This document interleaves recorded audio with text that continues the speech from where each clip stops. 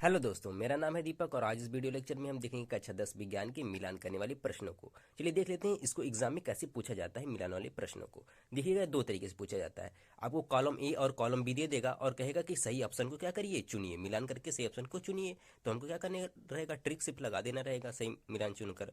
और देखिए एक दूसरा तरीका क्या होता है, दूसरे तरीके में ऐसे होगा कि आपको क्या करेगा, कॉलम ए दे देगा और कॉलम बी भी दे देगा और कहेगा सही मिलान करके अपनी उत्तर पुस्तिका में क्या करिए, लिखिए। ठीक है।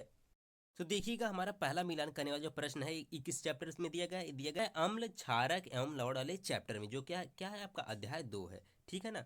तो इस चैप्टर में क्या किया गया है, ये प्रश्न सारे दिए गए हैं। तो ये प्रश्न क्या है भाई साहब, प्रश्न में क्या कह रहा है कि कॉलम ए में दिए गए रासायनिक पदार्थों का सुमेल कॉलम बी में दिए गए उनके अनुप्रयोगों से कीजिए।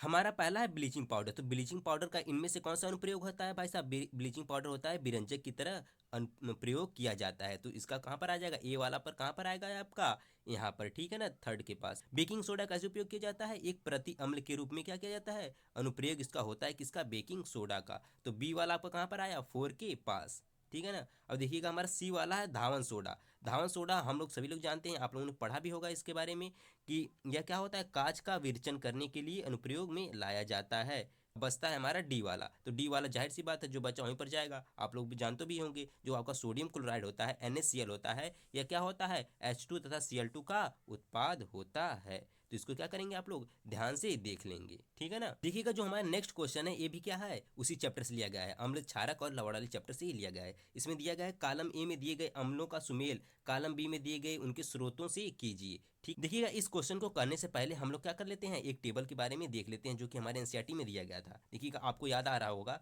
कि आपके एनसीईआरटी में क्या किया था, अम्ल क्षारक लवण वाले चैप्टर में एक ऐसी टेबल दी गई होगी। ठीक है ना, एक जहां पर उसमें लिखा गया था एक जगह प्राकृतिक स्रोत और क्या अम्ल, मतलब कहाँ पर कौन सा अम्ल पाया जाता है। जैसे सिरका में आपका दिया गया था एसिटिक अम्ल पाया जाता है, और संतरे में कौन सा अम्ल पाया जाता है, सिट्रिक अम्ल पाया जाता है। नींबू में कौन पाया जाता है, देख लीजिए यहाँ पर सिट्रिक अम्ल पाया जाता है। तो यही सब क्या गया था, ऐसे दिया गया था।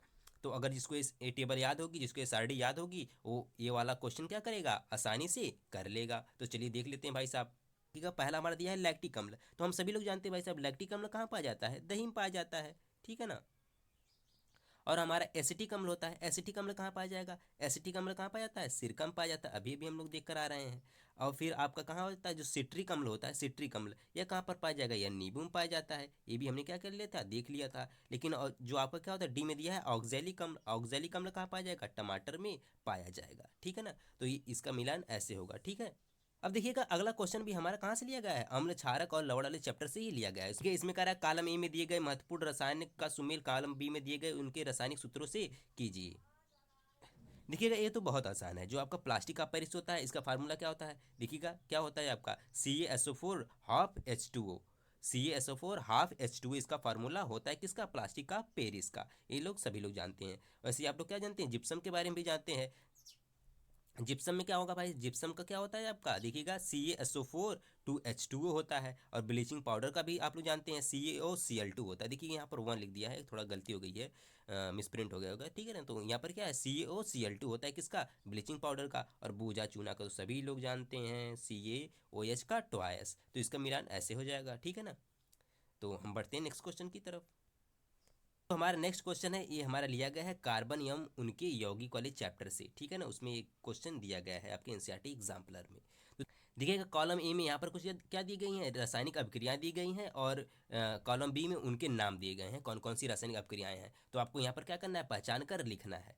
तो चलते हैं हम सब पहले रिएक्शन की तरफ, ए वाले की तरफ। ठीक है। देखिएगा ये क्या है आपका, एल्कोहल है। ठीक है ना। और यहाँ पर एल्कोहल की रिएक्शन किससे करवाई जा रही है, अम्ल से करवाई जा रही है। और यहाँ पर बन क्या रहा है, एस्टर बन रहा है। तो आप लोगों को जानते हैं जिस अभिक्रिया में क्या बन रहा है, एस्टर बन रहा हो और क्या बन रहा हो, जल बन रहा हो, उसे हम क्या बोलते हैं, एसिटीकरण अभिक्रिया। तो यानी कि ए वाला कहाँ पर आ जाएगा, यहाँ पर। ठीक है ना। यानी कि पहला ए वाला कौन सा रिएक्शन हो गई, एसिटीकरण अभिक्रिया हो गई। तो आप लोग आंसर में क्या करेंगे, इसके सामने रिएक्शन लिखेंगे, फिर उसके सामने क्या लिख देंगे, एसिटीकरण अभिक्रिया। ठीक है ना। तो आपको ऐसे लिखना है, ऐसे मिलाना नहीं है, ऐसे ऐसे करके। ठीक है। आंसर में आप क्या लिखेंगे, ए रिएक्शन लिख देंगे और उसके सामने क्या लिख देंगे, एसिटीकरण अभिक्रिया। देखिएगा जो आपकी बी वाली रिएक्शन है, यहाँ पर क्या है आपका, एथाइलिन दिया गया है। इसकी रिएक्शन हम हाइड्रोजन से करवाते हैं, किसकी उपस्थिति में, निकिल उत्प्रेरक की उपस्थिति में करवाते हैं। तो भाई साहब निकिल उत्प्रेरक क्या करता है, ये जो डबल बॉन्ड होता है इसको क्या कर देता है, सिंगल कर देता है। इसको सिंगल करने के बाद क्या होगा, जो आपके हाइड्रोजन होंगे अलग अलग कार्बन से जाकर क्या हो जाएंगे, यहाँ पर जुड़ जाएंगे, तो उससे बन जाएगा क्या, आपका एथेन बन जाता है। और ऐसी रिएक्शन को हम क्या कहते हैं, रिएक्शन को हम क्या कहते हैं, संकलन अभिक्रियाएं कहते हैं, ठीक है ना। तो ऐसी अभिक्रियाओं को हम क्या कहेंगे, ऐसी अभिक्रियाओं को हम नाम देते हैं संकलन अभिक्रियाएं, ठीक है। इसके बारे में आप लोगों ने जरूर से पढ़ा होगा।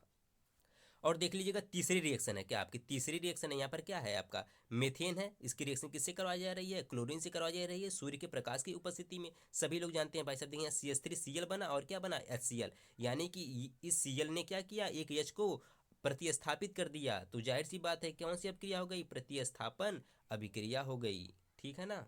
बढ़ते हैं हम सब नेक्स्ट रिएक्शन की तरफ, जो आपकी क्या है डी वाली। देखिएगा ये तो बहुत आसान भाई साहब, ये डी वाली क्या है, बहुत आसान है। मान लीजिए 3 आपको मिल गए, तो ये क्या बचा आपका, उदासीनीकरण अभिक्रिया। आप ऐसे भी लगा सकते हैं, लेकिन हम इसको भी देख लेते हैं। यहाँ पर देखिए क्या है आपका, यहाँ पर अम्ल है और ये क्या है, क्षार है, और ये बना क्या रहे हैं, लवण और जल। तो ऐसी अभिक्रियाओं को क्या कहते हैं, उदासीनीकरण अभिक्रिया कहते हैं। तो यानी कि डी वाला कहाँ पर आ गया आपका, 3 के पास आ गया, ठीक है। मुझको लगता है आप लोगों को ये पूरा समझ में आ गया होगा। देखिएगा ऐसे क्वेश्चन आप तभी कर सकते हैं जब आपको केमिकल रिएक्शन पहचानने आ रही हो, ठीक है ना, तभी आप ऐसे क्वेश्चन कर सकते हैं। नेक्स्ट क्वेश्चन कहाँ से लिया गया है, जैव प्रक्रम वाले चैप्टर से लिया गया है, ठीक है, जो कि यहाँ पर आपका दिया गया है, एनसीईआरटी एग्जाम्पलर में दिया गया है। और जैव प्रक्रम आप लोग जानते हैं बायोलॉजी वाला पोर्शन है, तो ये तो बहुत आसान है। कॉलम ए को कॉलम बी से मिलान करना है भाई साहब, देख लेते हैं। देखिएगा जो फ्लोएम होता है, सभी लोग जानते हैं भाई साहब, फ्लोएम का काम क्या होता है, भोजन का परिवहन करना। और नेफ्रॉन का काम क्या होता है, नेफ्रॉन का काम होता है उत्सर्जन में मदद करना। और जो आपकी सिराएं होती हैं ये क्या करती हैं, ऑक्सीजनित रुधिर को ले जाती हैं। और जो आपका प्लेटलेट्स होते हैं क्या करती हैं, रुधिर का थक्का बनाते हैं। ये सभी लोग जानते हैं, बहुत ही आसान था, ठीक है। तो चलते हैं हम सब नेक्स्ट क्वेश्चन की तरफ।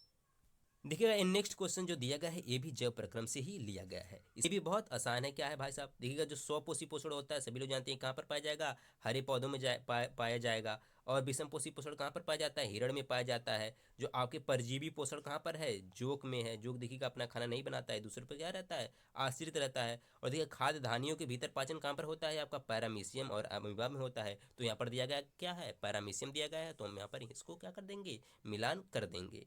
अब देखिए जो नेक्स्ट क्वेश्चन है ये भी कहाँ से लिया गया है, ये भी लिया गया है आपके उसी वाले चैप्टर से, ठीक है ना। तो इस क्वेश्चन को देखने से पहले अगर आप लोगों को ये रेखा चित्र क्या होगा, याद होगा, वह आसानी से यह क्वेश्चन क्या कर लेगा, लगा लेगा। इसके ऊपर मैंने एक डिटेल वीडियो भी बनाई थी, इसका मैं लिंक क्या कर दूंगा आप लोगों को डिस्क्रिप्शन में या आई बटन पर दे दूंगा, वहां पर जाकर आप लोग देख सकते हैं कौन कौन से एंजाइम किस किस पाचक ग्रंथियों से निकलते हैं, ठीक है ना। देखिए जो आपका ट्रिप्सिन एंजाइम होता है कहाँ से निकलता है भाई साहब, ये अग्न्याशय से निकलता है। देखिएगा सामने सामने ही दे दिया है भाई साहब, इसका ट्रिप्सिन कहाँ से निकलेगा, आपका अग्न्याशय से। और जो आपका एमाइलेज होता है या लार एमाइलेज होता है कहाँ पर पाया जाता है, लार में पाया जाता है, ठीक है ना। देखिए लार में 2 एंजाइम पाए जाते हैं, एक क्या होता है लार एमाइलेज होता है, एक लाइसोजाइम होता है। और देखिएगा पित्तरस, ये तो सभी लोग जानते हैं यार, पित्तरस कहाँ से निकलता है, यकृत से निकलता है। देखिए लास्ट में बचा आपका क्या, पेप्सिन। पेप्सिन कहाँ से भाई निकलता है, पेप्सिन निकलता है आपका जठर ग्रंथियों से, ठीक है। मुझे लगता है आप लोगों को ये समझ में आ गया होगा। तो आज के लिए बस इतना ही, मिलते हैं नेक्स्ट वीडियो लेक्चर में। जाते जाते मैं आप लोगों से बस इतना ही कहना चाहूँगा, अगर आप लोगों ने ये वाली वीडियो नहीं देखी है तो इसको जाकर देख लीजिएगा। इस क्या करूँगा, डिस्क्रिप्शन में दे दूंगा, वहाँ से आप लोग क्या करिएगा, देख लीजिएगा पाचक ग्रंथियाँ तथा उनके एंजाइम, ठीक है ना। एक ही वीडियो में सब कुछ दिया गया है।